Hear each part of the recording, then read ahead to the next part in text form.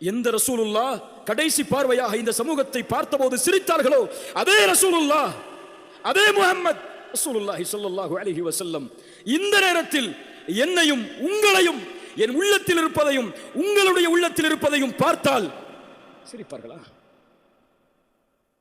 சிரிப்பார்களா? ஒரு முஸ்லிம் மது குடிக்கிறான், சிரிப்பார்களா? ஒரு முஸ்லிம் விபச்சாரம் செய்கிறான், சிரிப்பார்களா?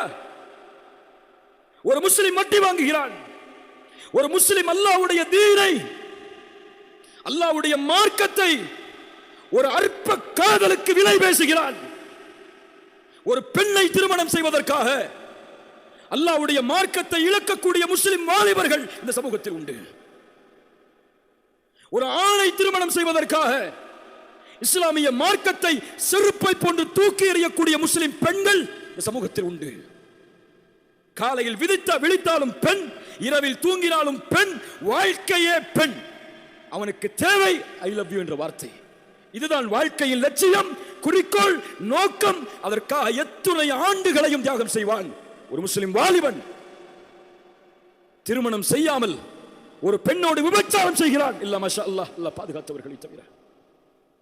திருமணம் செய்யாமல் ஒரு பெண்ணோடு பேசுகிறான், பழகுகிறான், ஆனந்தம் கொள்கிறான். இதுவா வாழ்க்கையின் குறிக்கோள்? இந்த சமூகத்தை உருவாக்குவதற்காகவா உமர் வாழ்ந்தார் ரலியல்லாஹு அன்ஹு? இந்த சமூகத்தை உருவாக்குவதற்காகவா சுமையா கொல்லப்பட்டார்?